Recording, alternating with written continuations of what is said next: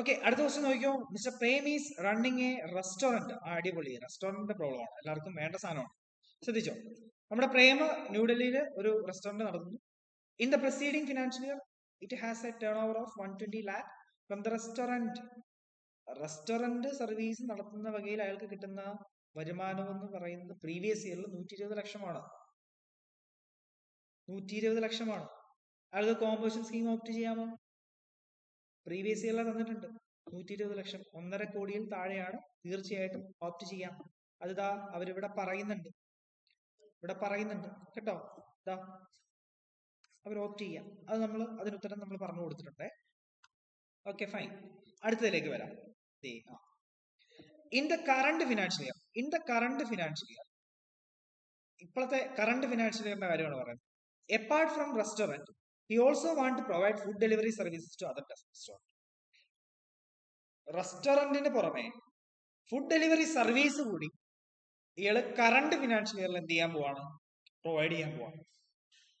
അയാൾ അതിൽ നിന്നൊരു 5 ലക്ഷം രൂപ വരുമാനം കിട്ടുമെന്നും പ്രതീക്ഷിക്കുന്നു, എസ്റ്റിമേറ്റ് ചെയ്യുന്നു.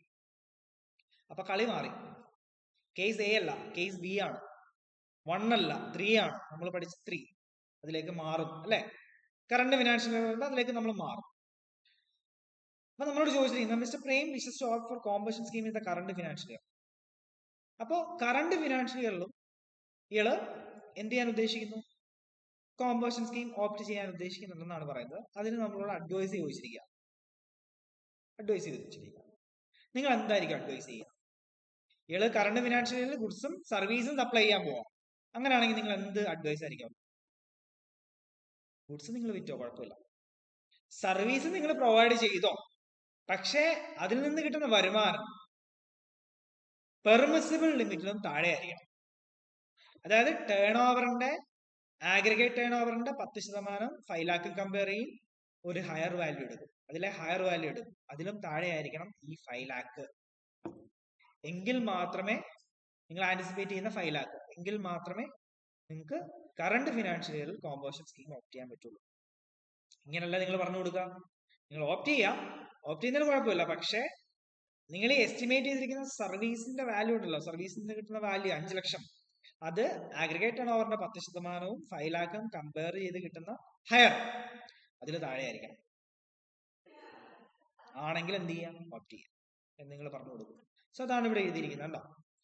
In the current financial year he can also supply services other than restaurant services for a value up to 12 lakh. 120 ലക്ഷത്തിന്റെ 10% എന്ന് പറഞ്ഞാൽ 12 ലക്ഷം, ഓർ 5 lakh. ഇതിലേതാ ഹയർ? 12 ലക്ഷം. സോ 12 ലക്ഷത്തിലും താഴെ ആയിരിക്കണം നിങ്ങൾക്ക് സർവീസിൽ നിന്ന്, ഫുഡ് ഡെലിവറി സർവീസ് പ്രൊവൈഡ് ചെയ്തതിൽ നിന്ന് കിട്ടുന്ന വരുമാനം. എങ്കിൽ എന്ത് ചെയ്യാം? ഓപ്റ്റ് ചെയ്യാം. ഓക്കെ, അത്രേ ഉള്ളൂ സംഗതി. ക്ലിയർ ആയോ? ആവണം. ഇനി നമുക്ക് കേസ് 2, പ്യുവർ സർവീസ് പ്രൊവൈഡേഴ്സിന്റെ കാര്യങ്ങൾ എടുക്കാം. ഇവർ ഗുഡ്സ് പ്രൊവൈഡ് ചെയ്യുന്നില്ല, സർവീസ് മാത്രമേ പ്രൊവൈഡ് ചെയ്യുന്നുള്ളൂ. അങ്ങനെയുള്ളവർക്ക് ഞാൻ പറഞ്ഞിരുന്നു ഒരു ലിമിറ്റ് ഉണ്ട് അല്ലെ, 50 lakhs. 50 lakhs എബോവ് ആണ് അവരുടെ ടേൺ ഓവർ എങ്കിൽ ആ എബോവ് വരുന്ന എമൗണ്ടിന് നമ്മൾ നോർമൽ റേറ്റിൽ റെഗുലർ സ്കീമിൽ എന്ത് ചെയ്യേണ്ടി വരും? ടാക്സ് അടയ്ക്കേണ്ടി വരും. പോയിട്ടുള്ള 50 ലക്ഷത്തിൽ നിങ്ങൾക്ക് എന്ത് ചെയ്യാം? ഇപ്പൊ 70 ലക്ഷമാണെങ്കിൽ 20 ലക്ഷത്തിന് നോർമൽ ടാക്സ് റേറ്റിൽ ടാക്സ് അടയ്ക്കണമെന്ന് ഞാൻ പറഞ്ഞു. ബാക്കിയുള്ള 50-ൽ നിന്ന് നിങ്ങൾക്ക് ആ 20 ലക്ഷം രജിസ്ട്രേഷൻ എടുക്കാൻ 20 ലക്ഷം അല്ലേ ലിമിറ്റ്, അത് എന്ത് ചെയ്യാം? മൈനസ് ചെയ്യാം. ബാക്കി 30 ലക്ഷത്തിന് എന്ത് ചെയ്താൽ മതി? ഏതിലെ ടാക്സ് അടച്ചാൽ മതി? കോമ്പൻസേഷൻ സ്കീമിലെ ടാക്സ് അടച്ചാൽ മതി. 6%. റേറ്റ് ശ്രദ്ധിച്ചിരിക്കുക, 6%. നമുക്ക് ഇതിന്റെ പ്രോബ്ലം ചെയ്യാവേ. നോക്കിക്കോ.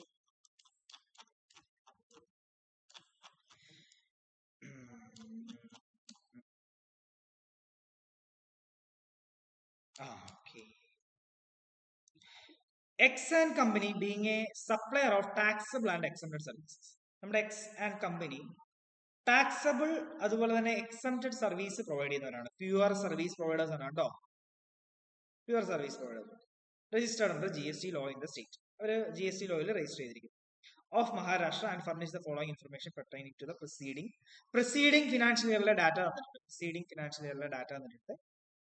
Intra state supply of taxable output service. Taxable output service നടത്തിയ വകയിൽ 22 ലക്ഷം രൂപ കിട്ടിയിട്ടുണ്ട്. എക്സംപ്റ്റഡ് സർവീസ് പ്രൊവൈഡ് ചെയ്ത വകയിൽ 28 ലക്ഷം രൂപ കിട്ടിയിട്ടുണ്ട്. ഇൻട്രസ്റ്റ് ഏൺഡ് എടുക്കാൻ പാടുണ്ടോ? ഇൻട്രസ്റ്റ് ഏൺഡ് ഒക്കെ എടുക്കാൻ പാടുണ്ടോ? പറഞ്ഞേ, എടുക്കാൻ പാടുണ്ടോ? പറയ്. എടുക്കാൻ പാടില്ല, എടുക്കാൻ പാടില്ല. ഇൻക്ലൂഡ് ചെയ്യരുത്. പ്രീവിയസ് ഇയറിലെ ടേൺ ഓവർ നോക്കാൻ നേരം 1.5 കോടിയിൽ താഴെയാണോ എന്നുള്ളത് ചെക്ക് ചെയ്യാൻ വേണ്ടിയിട്ട് നിങ്ങൾ ആഗ്രിഗേറ്റ് ടേൺ ഓവർ കാൽക്കുലേറ്റ് ചെയ്യുമ്പോൾ interest earn on deposit, loans, advances എടുക്കാൻ പാടില്ല. ഓക്കെ, ശരി. കറണ്ട് ഫിനാൻഷ്യൽ ഇയറിലെ എക്സാൻ കമ്പനിയുടെ റവന്യൂസ് പറയുന്നുണ്ട്. കറണ്ട് ഫിനാൻഷ്യൽ ഇയറിലെ interstate supply of taxable output service 2 ലക്ഷം രൂപ കിട്ടുന്നുണ്ട്. എക്സംപ്റ്റഡ് സപ്ലൈസ് ഓഫ് സർവീസ് നടത്തി 8 ലക്ഷം രൂപ കിട്ടുന്നുണ്ട്. Interest earned on deposit, loans, advance എടുക്കാൻ പാടുണ്ടോ? പാടില്ല, പാടില്ല. ഓക്കെ, ഇതെന്തിനാ സാറേ ഇങ്ങനെ വന്നിരിക്കുന്നത്? കറണ്ട് ഫിനാൻഷ്യൽ ഇയറിലെ ഡാറ്റ എന്തിനാ സാറേ വന്നിരിക്കുന്നത്? ടാക്സ് പേ ചെയ്യുന്ന എത്രയാണെന്ന് ഇവിടെ കാൽക്കുലേറ്റ് ചെയ്യാൻ പറയുന്നുണ്ട്. അതുകൊണ്ടാണ് അതോടെ തന്നിരിക്കുന്നത്. ഓക്കെ, അപ്പൊ നമ്മളോട് ചോദിച്ചിരിക്കുന്ന ചോദ്യം, X and company is eligible to opt compensation scheme in the current financial. X and company compensation scheme opt ചെയ്യാൻ എലിജിബിൾ ആണോ? കറണ്ട് ഫിനാൻഷ്യലിൽ എലിജിബിൾ ആണോ എന്നാണ് ചോദ്യം. അത് നമുക്ക് കണ്ടുപിടിക്കണം. നമുക്കത് ആദ്യം കണ്ടുപിടിക്കാം. എങ്ങനെയാ ചെയ്യാം? 1.5 കോടിയിൽ താഴെയാണോ അവരുടെ ടേൺ ഓവർ നോക്കിയാൽ മതി. നോക്കാം നമുക്ക്. സോറി, സർവീസ് പ്രൊവൈഡേഴ്സ് അല്ലേ, അവിടെ നമ്മൾ നോക്കേണ്ടത് 50 ലക്ഷം. 50 ലക്ഷം.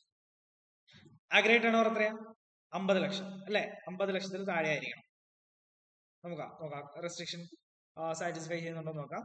ഇൻട്രസ്റ്റേറ്റ് സപ്ലൈ നടത്തിയ വകയിൽ 22 ലക്ഷം ഉണ്ട്. Interstate supply of exempted supplies നടത്തിയ വകയിൽ 28 ലക്ഷമാണ്. സോ 50 ലക്ഷമാണ് ആഗ്രിഗേറ്റ് ടേൺ ഓവർ വരുന്നത്. പ്യുവർ സർവീസ് പ്രൊവൈഡേഴ്സിന് ഒരു ലിമിറ്റ് ഉണ്ട്, 50 ലക്ഷം. ആഗ്രിഗേറ്റ് ടേൺ ഓവർ 50 ലക്ഷത്തിൽ താഴെ ആയിരിക്കണം. സോ പ്രീവിയസ് ഇയറിൽ ആഗ്രിഗേറ്റ് ടേൺ ഓവർ 50 ലക്ഷം ഉള്ളൂ. സോ അയാൾക്ക് എന്ത് ചെയ്യാം? കോമ്പൻസേഷൻ സ്കീം ഓപ്റ്റ് ചെയ്യാം. കോമ്പൻസേഷൻ സ്കീം ഓപ്റ്റ് ചെയ്യാം. പ്യുവർ സർവീസ് പ്രൊവൈഡേഴ്സിന്റെ കാര്യമാണ് പറയുന്നത്. 50 ലക്ഷം. ഞാൻ വീണ്ടും പറയുന്നത് മനസ്സിലാകാൻ വേണ്ടിയിട്ടാണ്. പ്യുവർ സർവീസ് പ്രൊവൈഡേഴ്സിന്റെ ലിമിറ്റ് 1.5 കോടിയോ 75 ലക്ഷമോ ഒന്നുമല്ല, 50 ലക്ഷം കേട്ടോ.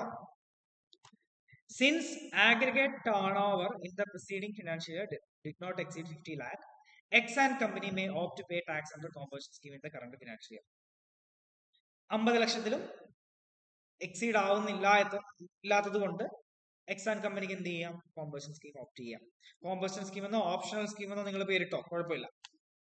അങ്ങനെയാണെങ്കിൽ കോമ്പൻസേഷൻ സ്കീം ഓപ്റ്റ് ചെയ്യാം, ഓപ്ഷണൽ സ്കീം ഓപ്റ്റ് ചെയ്യാമെന്ന് നിങ്ങൾ പറഞ്ഞു. ഇനി അതിന്റെ കാൽക്കുലേഷൻ എങ്ങനെയാ വരിക? എത്രയായിരുന്നു പെർസെന്റേജ്? 6% അല്ലേ? 3% CGST, 3% SGST. ഏതിന് മുകളിലാണ് നമ്മൾ GST പേ ചെയ്യേണ്ടത്? വാല്യൂ സപ്ലൈയുടെ മുകളിൽ അല്ലേ? അത് നോക്കാം. കറണ്ട് ഇയറിലെ അവരുടെ റവന്യൂ പറയുന്നുണ്ടല്ലോ, 2 ലക്ഷവും 8 ലക്ഷവും. സോ 2 ലക്ഷവും 8 ലക്ഷവും കൂടെ ആഡ് ചെയ്യുക, 10 ലക്ഷം കിട്ടും. അതിന്റെ 3% CGST, 3% SGST. ഓക്കെ, പ്രീവിയസ് ഇയറിലെ ടേൺ ഓവർ ഉപയോഗിച്ച് നമ്മൾ അയാൾ എലിജിബിൾ ആണോ എന്നുള്ളത് ചെക്ക് ചെയ്തു. 50 ലക്ഷമാണ്. ലെസ് ദാൻ എക്സൈഡ് ചെയ്യുന്നില്ല, 50 ലക്ഷത്തിൽ എക്സൈഡ് ചെയ്യുന്നില്ല. അതുകൊണ്ട് തന്നെ ഓപ്റ്റ് ചെയ്യാന്ന് പറഞ്ഞു. സോ എത്ര രൂപയ്ക്ക് മുകളിലാണ് നമ്മൾ ആ ഒരു 6%, 3% CGST, 3% SGST ടാക്സ് ചെയ്യേണ്ടത് എന്നുള്ളത് കണ്ടുപിടിക്കാൻ നമുക്ക് കറണ്ട് ഇയറിലെ അവരുടെ വരുമാനങ്ങൾ തന്നിട്ടുണ്ടായിരുന്നു. 2 ലക്ഷവും 8 ലക്ഷവും ആഡ് ചെയ്തു 10 ലക്ഷം. 10 ലക്ഷത്തിന് 3% CGST, 3% SGST. ഓക്കെ, ക്ലിയർ ആയെന്ന് വിചാരിക്കുന്നു.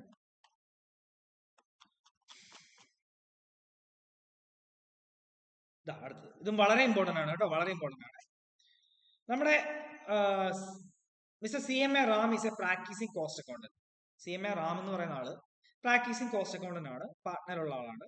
He commenced profession on 1st April 2000. 1st April 2000 അയാളുടെ പ്രൊഫഷൻ സ്റ്റാർട്ട് ചെയ്യുന്നു. അയാളുടെ ആനുവൽ ടേൺ ഓവർ, അതായത് സർവീസ് പ്രൊവൈഡ് ചെയ്ത് കിട്ടിയ ടേൺ ഓവർ എന്ന് പറയുന്നത് 70 ലക്ഷം in the financial year. Financial ഇയറിൽ അയാളുടെ വരുമാനം എന്ന് പറയുന്നത് സർവീസ് പ്രൊവൈഡ് ചെയ്ത്, പ്യുവർ സർവീസ് പ്രൊവൈഡർ ആണ് പ്രാക്ടീസിംഗ് കോസ്റ്റ് അക്കൗണ്ടന്റ്. 70 lakh ആണ്. Find the tax liability under compensation scheme. അങ്ങനെയാണെങ്കിൽ കോമ്പൻസേഷൻ സ്കീമില് ടാക്സ് അടയ്ക്കേണ്ടത് എത്രയാണെന്നാണ് പറയേണ്ടത്. ഇവിടെ നോർമൽ റേറ്റും കൊടുത്തിട്ടുണ്ട്. എന്തിനോ വേണ്ടി? അത് നിങ്ങൾക്ക് അറിയാം. നോർമൽ റേറ്റിൽ അടയ്ക്കേണ്ടി വരുന്നത് എപ്പോഴാണെന്നുള്ളത് നിങ്ങൾക്ക് അറിയാം. എപ്പോഴാണ്? 70 lakh ആണ് ടേൺ ഓവർ അല്ലേ? 50യിലും കൂടുതലാണ്. സോ 50യിലും കൂടുതൽ വരുന്നതിന് നമ്മൾ എന്ത് ചെയ്യണം? നോർമൽ റേറ്റിൽ ടാക്സ് അടയ്ക്കണം. അതായത് 20 ലക്ഷത്തിന് നമ്മൾ നോർമൽ റേറ്റിൽ ടാക്സ് അടയ്ക്കണം. ഓക്കെ, സോ 70ൽ നിന്ന് 20 പോകുമ്പോൾ 50 ആണ് ബാക്കിയുള്ളത്. ആ 50ൽ നിന്ന് നമ്മൾ രജിസ്ട്രേഷൻ പർപ്പസിന് വേണ്ടിയിട്ട് രജിസ്ട്രേഷൻ എടുക്കണമെന്നുണ്ടെങ്കിൽ 20 ലക്ഷത്തിന് കൂടുതൽ വരണം. സോ 20 ലക്ഷത്തിലും കൂടുതലാകാത്ത ഒരാൾക്ക് GST രജിസ്ട്രേഷൻ എടുക്കാനോ GST അടയ്ക്കേണ്ടോ കാര്യമില്ല. സോ ആ 20 മൈനസ് ചെയ്യുക. ബാക്കി 30 ലക്ഷത്തിന് നമ്മൾ എന്ത് ചെയ്താൽ മതി? 3% CGSTയും 3% SGST അടച്ചാൽ മതി. ശരിക്കും പറഞ്ഞാൽ 50 ലക്ഷം സ്ലാബിനാണ് ഓപ്ഷണൽ സ്കീം അല്ലെങ്കിൽ കോമ്പോസിഷൻ സ്കീം ആപ്ലിക്കബിൾ ആവുക. എക്സസ് വന്ന 20 ലാഖിന് നമ്മൾ നോർമൽ റേറ്റിൽ ടാക്സ് അടയ്ക്കും. ക്ലിയർ ആയോ? സിമ്പിൾ അല്ലേ? സിമ്പിൾ സാധനമല്ലേ? ഓക്കെ, മനസ്സിലായെന്ന് വിചാരിക്കുന്നു.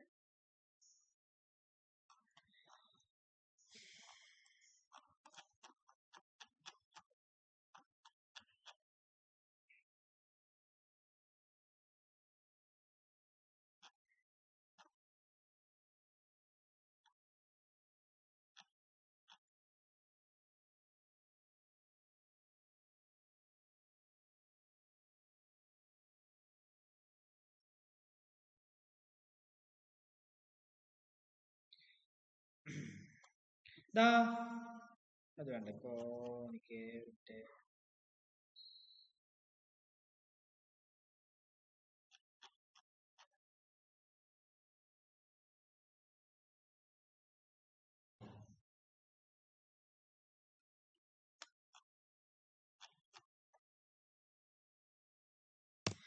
നെക്സ്റ്റ് ക്വസ്റ്റ്യൻ നോക്കിക്കോളൂ. Bansal and Chandikok started a partnership firm of chartered cost accountants in Jaipur, Rajasthan on 1st April 2024. Bansal and Chandiok എന്ന് പറയുന്ന രണ്ട് കൂട്ടുകാരെ പാർട്ണർഷിപ്പ് ഫേം എന്ത് ചെയ്തു? സ്റ്റാർട്ട് ചെയ്തു. പാർട്ണർഷിപ്പ് ഫേം സ്റ്റാർട്ട് ചെയ്തു. ഓക്കെ, ഇടയ്ക്കൊരു കോൾ വന്നു, sorry. Bansal and Chandiok started a partnership firm of chartered for cost accountants in Jaipur. അപ്പൊ രണ്ട് കൂട്ടുകാർ ചേർന്ന് ഒരു കോസ്റ്റ് അക്കൗണ്ടൻസ് ഫേം സ്റ്റാർട്ട് ചെയ്യാണ്. The firm specialises in providing audit services to banks. അവരുടെ പ്രധാനപ്പെട്ട എയിം എന്ന് പറഞ്ഞാൽ ഓഡിറ്റ് സർവീസ്, പ്യുവർ സർവീസ് ആണ്. ഓഡിറ്റ് സർവീസ് പ്രൊവൈഡ് ചെയ്യുക എന്നുള്ളതാണ് അവരുടെ പ്രധാനപ്പെട്ട ജോലി. അവർ സ്പെഷ്യലൈസ് ചെയ്തിരിക്കുന്നത് അതിലാണ്.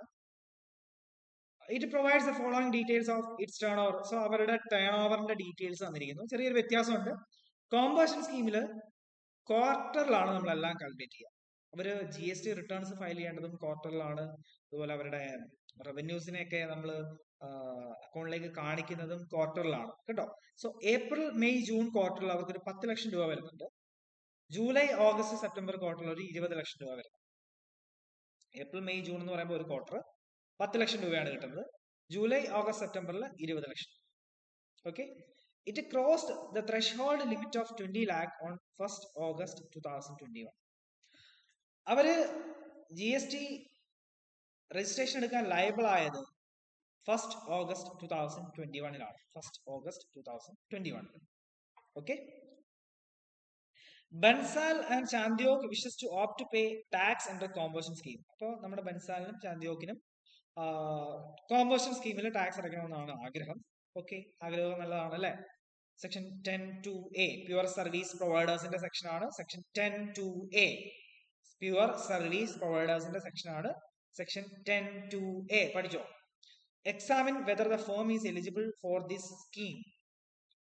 നമ്മളോട് കണ്ടുപിടിച്ചു കൊടുക്കാൻ പറഞ്ഞിരിക്കുന്നത് എന്താ? എലിജിബിൾ ആണോ എന്നുള്ളത് ചെക്ക് ചെയ്യുക. If yes, determine the tax payable by it in quarters. അങ്ങനെയാണെങ്കിൽ കോമ്പോഷൻ സ്കീം ഓപ്റ്റ് ചെയ്യാൻ എലിജിബിൾ ആണെങ്കിൽ ടാക്സ് പേയബിൾ എങ്ങനെയാണ് ഡിറ്റർമിൻ ചെയ്യേണ്ടത് എന്നുള്ളതാണ് ചോദ്യം. അല്ലെങ്കിൽ എത്രയാണ് ടാക്സ് പേയബിൾ വരിക എന്നുള്ളതാണ് ചോദ്യം. In quarter April to June, July to September. Okay, so first ക്വാർട്ടറിലെ കാര്യം നമുക്ക് എടുക്കാം. First quarter April to June, April May June മാസത്തില് അവർക്ക് വരുന്ന ടേൺ ഓവർ എന്ന് പറയുന്നത് 10 ലക്ഷം രൂപയാണ്. എന്നാലോചിച്ച് നോക്കിയേ, 10 ലക്ഷമാണ് അവരുടെ ടേൺ ഓവർ. GST രജിസ്ട്രേഷൻ എടുക്കാൻ പോലും ലൈബിൾ ആയിട്ടില്ല. സോ ആ ഒരു ക്വാർട്ടറിൽ അവർക്ക് എന്ത് വരില്ല? ലൈബിലിറ്റി വരില്ല, ടാക്സ് പേയബിൾ വരില്ല കേട്ടോ, നില്ലായിരിക്കും. എന്നാൽ അവർ പറയുന്നുണ്ട് it cross the threshold limit of 20 lakh ഓൺ 1st August 2021. ജൂലൈ ഓഗസ്റ്റ്, ഇവിടെയാണ് ഓഗസ്റ്റ് വരുന്നത് അല്ലെ? ഈ ഒരു ക്വാർട്ടറിലാണ് ഓഗസ്റ്റ് വരുന്നത് അല്ലെ? 1st August അവരുടെ ത്രെഷ്ഹോൾഡ് ലിമിറ്റ് ക്രോസ് ചെയ്തു, 20 ലക്ഷം ക്രോസ് ചെയ്തു എന്ന് പറയുന്നു. ഓക്കെ, അപ്പൊ അവിടെ നമ്മൾ ജി എസ് ടിയിൽ ലൈബിൾ ആണ്, ജി എസ് ടിയിൽ ടാക്സ് അടയ്ക്കേണ്ടതായിട്ട് വരും. എൻറ്റയർ ടേൺ ഓവറിനാണ് നമുക്ക് ടാക്സ് അടയ്ക്കേണ്ടി വരിക, എൻറ്റയർ ടേൺ ഓവറിനാണ് ടാക്സ് അടയ്ക്കേണ്ടി വരിക. സോ നമ്മൾ ഉൾപ്പെടുത്തുമ്പോൾ ആ 30 ലക്ഷം എടുക്കണം, അതായത് 10 ലക്ഷം പ്ലസ് 20 ലാക്ക് കേട്ടോ, 10 ലക്ഷം plus 20 lakh.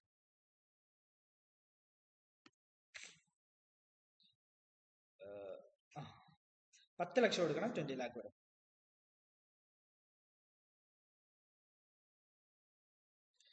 Okay. So turn over, total turn over 30 ലക്ഷം വരും.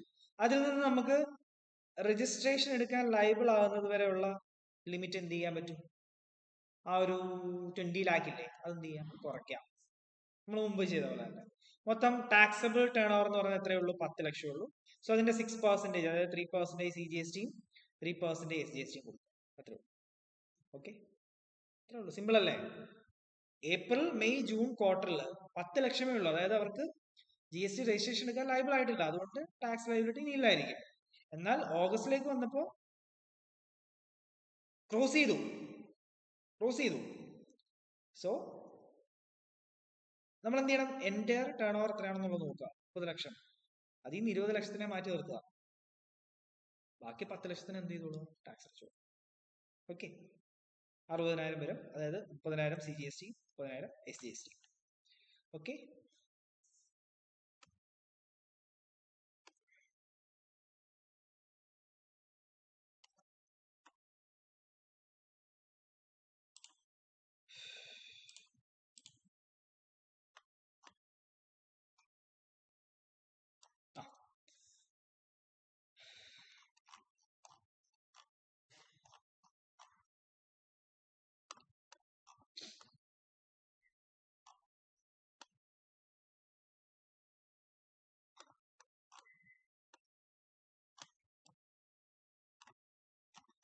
ഫസ്റ്റ് കേസ് വരുന്ന ഒരു പ്രോബ്ലം, സപ്ലയർ ഓഫ് ഗുഡ്സ് കാണിച്ചു തരാം. സപ്ലയർ ഓഫ് ഗുഡ്സ് നോക്കി, MSX limited being a manufacture of ലാപ്ടോപ്പിന്റെ മാനുഫാക്ചർ ആണ്. കേസ് എ, കേസ് 1 വരുന്ന പ്രോബ്ലം ആണ്. Has 5 factories in Chennai, Salem, Coimbatore and Madurai. നമ്മുടെ എക്സ് ലിമിറ്റഡ് ലാപ്ടോപ്പിന്റെ മാനുഫാക്ചർ ആണ്. അവർക്ക് 5 ഫാക്ടറീസ് ഉണ്ട്, ചെന്നൈയിലും സേലത്തും കോയമ്പത്തൂരും മധുരയിലും. ചെന്നൈയിൽ 2 ഫാക്ടറീസ് ഉണ്ട് കേട്ടോ. ചെന്നൈയിൽ ഒരു ഫാക്ടറിയിൽ 57.91 ഇൻക്ലൂഡിംഗ് ടാക്സ് ആണ് കൊടുത്തിരിക്കുന്നത്, 18%, ഇൻക്ലൂഡിംഗ് ടാക്സ്. സേലത്ത് 12 ലക്ഷം കിട്ടുന്നുണ്ട്, കോയമ്പത്തൂരിന് 8 ലക്ഷം കിട്ടുന്നുണ്ട്, മധുരയിൽ നിന്ന് 30 ലക്ഷം കിട്ടുന്നുണ്ട്, ചെന്നൈയിലെ രണ്ടാമത്തെ ഫാക്ടറിയിൽ നിന്ന് 43.60 കിട്ടുന്നുണ്ട്. അങ്ങനെ ടോട്ടൽ ഒരു 1,51,51,000 രൂപ കിട്ടുന്നുണ്ട്. 1,51,51,000 രൂപ. നിങ്ങൾ ഫസ്റ്റ് ഫേസിൽ പറയുക കോമ്പേഴ്സൺ സ്കീം ഓപ്റ്റ് ചെയ്യാൻ പറ്റില്ല എന്നാണ്, കാരണം 1.5 കോടി ക്രോസ് ചെയ്തു എന്നാണ്. പക്ഷേ 151.51, 1,51,51,000 എന്ന് പറയുന്നത് ഇൻക്ലൂഡിംഗ് ടാക്സ് ആണ്.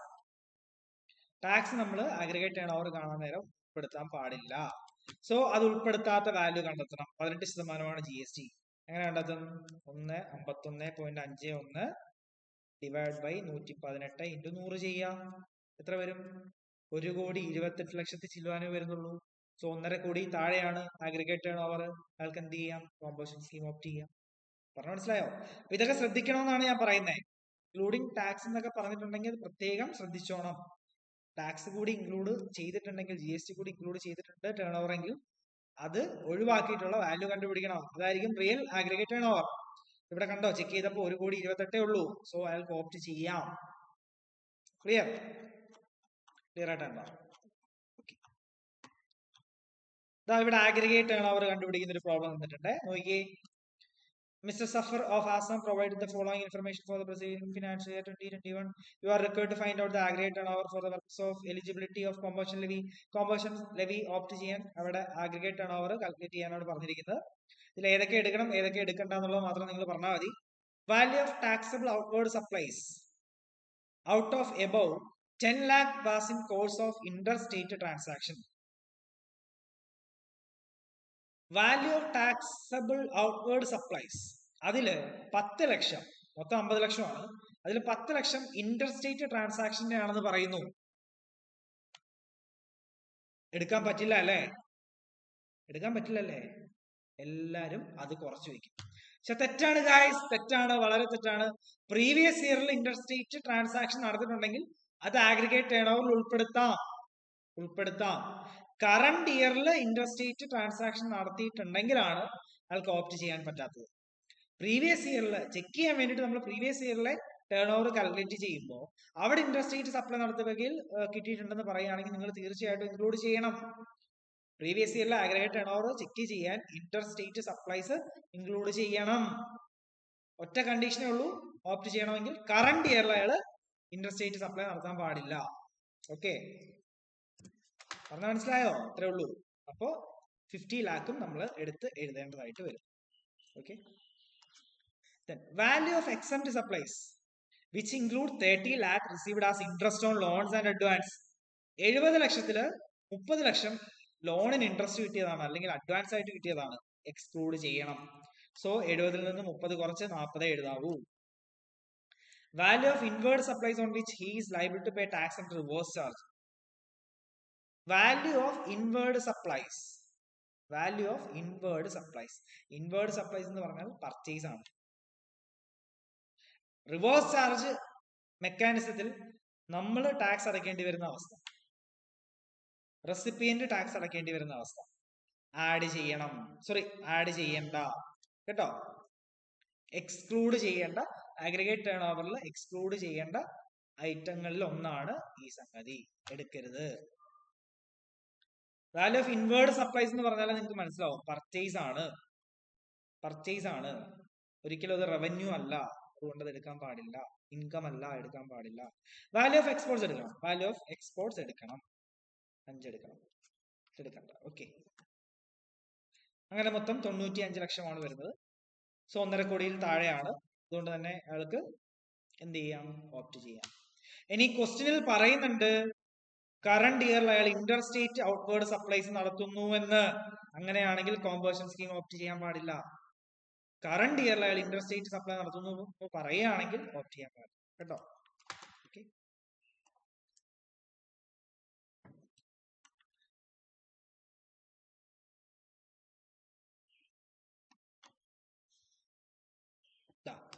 അടുത്ത ചോദ്യം.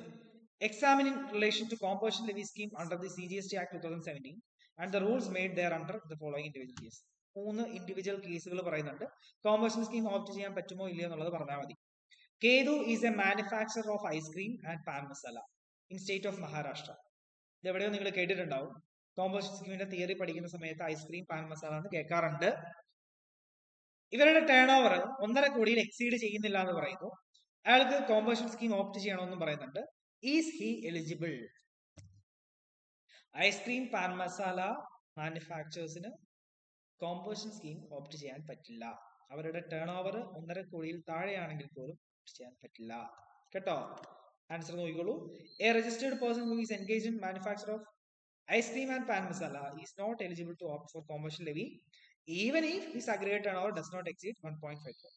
1.5 കോടിയിൽ താഴെയാണെങ്കിൽ പോലും എന്ത് ചെയ്യാൻ പറ്റില്ല, ഓപ്റ്റ് ചെയ്യാൻ പറ്റില്ല.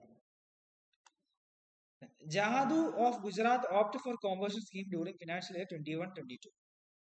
നമ്മുടെ ജാദു എന്ന് പറയുന്ന ആള് ഗുജറാത്തിലുള്ള ആളാണ്. അയാൾ കോമ്പൾഷൻ സ്കീം ഓപ്റ്റ് ചെയ്തു. ഫിനാൻഷ്യൽ 21-22 കോമ്പൾഷൻ സ്കീം ഓപ്റ്റ് ചെയ്തു. 10/2/22 അയാളുടെ ആനുവൽ ടേൺ ഓവർ 1.5 കോടിയായി, ക്രോസ് ചെയ്തു, 1.5 കോടിയിൽ ക്രോസ് ചെയ്തു.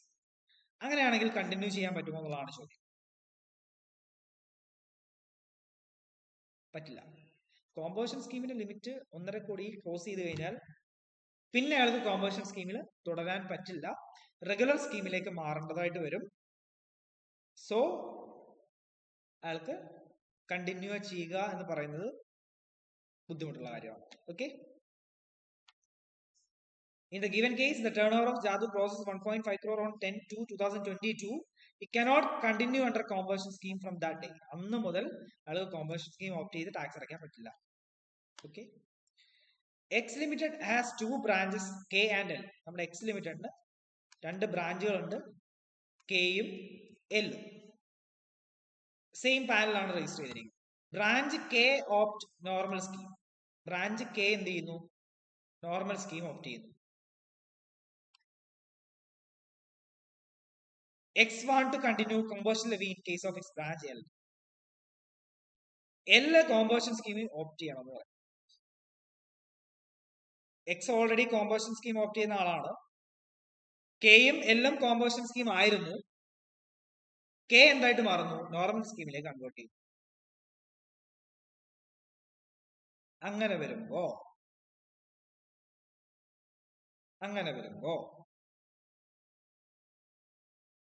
ഓട്ടോമാറ്റിക്കലി ഈ കെ ലിമിറ്റഡും എൽ ലിമിറ്റഡും എങ്ങോട്ടേക്ക് മാറും? കോമ്പോസിഷൻ സ്കീമിലേക്ക് മാറും. നോർമൽ സ്കീമിലേക്ക് മാറും. ഓക്കെ, മൂന്നും കോമ്പോസിഷൻ സ്കീമിലുള്ളവരായിരുന്നു. കെ ഒരു തവണ ബ്രാഞ്ച് ആയിട്ടുള്ള കെ നോർമൽ സ്കീമിലേക്ക് മാറുമ്പോൾ ഓട്ടോമാറ്റിക്കലി എൽ എന്ന് പറയുന്ന ബ്രാഞ്ച് നോർമൽ സ്കീമിലേക്ക് മാറും. അങ്ങനെ എൽ ലിമിറ്റഡ് മാത്രം നോർമൽ കോമ്പോസിഷൻ സ്കീം കണ്ടിന്യൂ ചെയ്ത് പോകാനായിട്ട് പറ്റില്ല. Okay,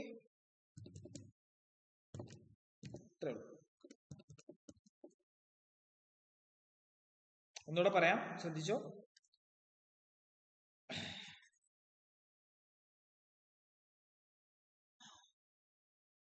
X limited composition scheme opt ചെയ്ത് ടാക്സ് അടയ്ക്കുന്ന ആളാണ്.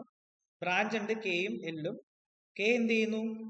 നോർമൽ സ്കീമിലേക്ക് മാറുന്നു. എൽ ലിമിറ്റഡ് കോംബോയിൽ തുടരണമെന്ന് എക്സ് ആഗ്രഹിക്കുന്നു. പക്ഷെ അങ്ങനെ ആഗ്രഹിച്ചിട്ട് കാര്യമില്ല. കെ നോർമൽ സ്കീം ആവുമ്പോൾ ഓട്ടോമാറ്റിക്കലി നമ്മുടെ ഇടയ്ക്ക് കോള് വന്നു, സോറി. കെ ലിമിറ്റഡ് നോർമൽ സ്കീമിലേക്ക് മാറുമ്പോൾ ഓട്ടോമാറ്റിക്കലി എൽ ലിമിറ്റഡും നോർമൽ സ്കീമിലേക്ക് മാറും. കേട്ടോ, ക്ലിയർ ആയെന്ന് വിചാരിക്കുന്നു. വേറെ ഒന്നുമില്ലല്ലോ? വേറെ എന്തെങ്കിലും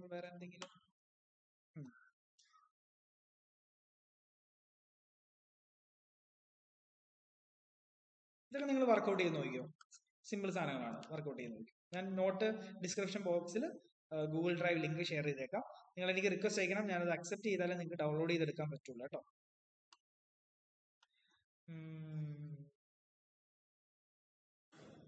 ഇത് സിമ്പിൾ ആയിട്ടുള്ള ചോദ്യമാണ്, ഞാൻ പറഞ്ഞേക്കാം.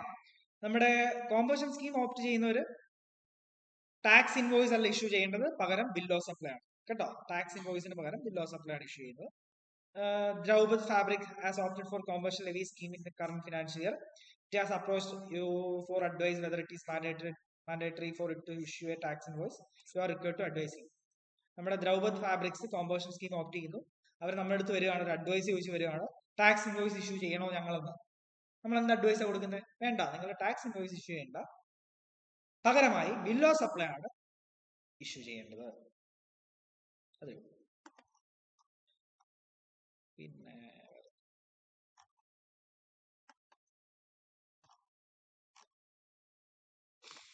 എല്ലാം കംപ്ലീറ്റ് ആയോ? കംപ്ലീറ്റ് ആയെന്ന് വിചാരിക്കുന്നു.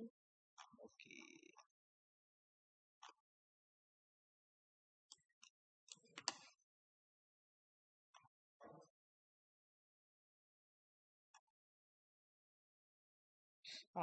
ഇതോടെ പറഞ്ഞേക്കാം, ഇതോടെ പറഞ്ഞ് നമുക്ക് അവസാനിപ്പിക്കാം. MS Ranveer Industries, registered in Himachal Pradesh, is engaged in making interstate supplies of ready-made garments. The aggregate turnover of MS Ranveer Industries in the financial year 2021 is 70 lakh. It opted for commercial levy in the financial year 21-22 and paid tax for the quarter ending September. നമ്മുടെ Ranveer industries Himachal പ്രദേശിൽ registered ആയിട്ടുള്ള ഒരു supplier ആണ്. അയാള് Inter state supply നടത്തുന്നതിൽ ശ്രദ്ധ കേന്ദ്രീകരിച്ചിരിക്കുന്ന ഒരാളാണ്. Aggregate turn over അയാളുടെ 2021 സാമ്പത്തിക വർഷത്തെ 70 ലക്ഷമാണ്. 1.5 കോടിയിൽ താഴെ ആയതുകൊണ്ട് അയാൾ എന്ത് ചെയ്തു? കോമ്പോസിഷൻ സ്കീം ഓപ്റ്റ് ചെയ്തു, ടാക്സ് അടച്ചു. Proper officer has levied penalty. ഇപ്പൊ തന്നെ നിങ്ങൾക്ക് മനസ്സിലായിട്ടുണ്ടാവും എന്തിനാണ് പെനാൽറ്റി അടച്ചത്. പെനാൽറ്റി ചോദിച്ചത് for wrongly availing the scheme. Wrong ആയിട്ട് ഈ ഒരു കോമ്പോസിഷൻ സ്കീം അവൈൽ ചെയ്തതിന് രൺവീർ ഇൻഡസ്ട്രീസിന് മുകളിൽ ഒരു പെനാൽറ്റി വിധിച്ചു. Ranveer Industries, in addition to the tax payable by it, examine the validity of the action taken by proper officer. അപ്പോ ഇതിന് പെനാൽറ്റി അടച്ചിട്ടുണ്ട് പുള്ളി. അങ്ങനെയാണെങ്കിൽ പ്രോപ്പർ ഓഫീസർ പറഞ്ഞതിൽ എന്തെങ്കിലും സത്യമുണ്ടോ ഇല്ലയോ എന്നുള്ളതാണ് ചോദ്യം. നിങ്ങൾക്കറിയാം, 1.5 കോടിയിൽ താഴെയാണ് എങ്കിൽ തീർച്ചയായിട്ടും അയാൾക്ക് ഓപ്റ്റ് ചെയ്യാം. 70 lakhs ആണ്, അതുകൊണ്ട് തന്നെ ആയിരിക്കും അയാൾ ഓപ്റ്റ് ചെയ്തിട്ടുണ്ടാവുക. പക്ഷേ ഒരു സംഗതിയുണ്ട്,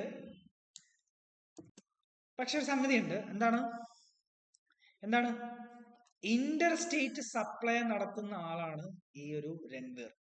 അയാൾ പ്രീവിയസ് ഇയറിൽ ഇന്റർ സ്റ്റേറ്റ് സപ്ലൈ നടത്തുന്നുണ്ടെങ്കിൽ അയാൾ കറണ്ട് ഇയറിലും അത് തന്നെ ആയിരിക്കും നടത്തുക. സോ കറണ്ട് ഇയറിൽ ഇന്റർ സ്റ്റേറ്റ് സപ്ലൈസ് നടത്തുന്നുണ്ടെങ്കിൽ അയാൾക്ക് എന്ത് ചെയ്യാൻ പറ്റില്ല, കോമ്പൻസേഷൻ ഓപ്റ്റ് ചെയ്യാൻ പറ്റില്ല. സോ പ്രോപ്പർ ഓഫീസർ പറഞ്ഞത് കറക്റ്റ് ആണ്, ഡിപ്പാർട്ട്മെന്റിന്റെ ആക്ഷൻ കറക്റ്റ് ആണ്, അതാണ് ഇവിടെ എഴുതി വെച്ചിരിക്കുന്നത്. വായിച്ചു നോക്കണേ. Okay, thank you. മനസ്സിലായെന്ന് വിചാരിക്കുന്നു. എന്തെങ്കിലും ഡൗട്ടുകൾ ഇനി ഉണ്ടെങ്കിൽ എന്നോട് ചോദിച്ചോളൂ. നമ്പർ ഞാൻ താഴെ കൊടുത്തേക്കാം, നോട്ട്സും ഷെയർ ചെയ്തേക്കാം. Thank you all.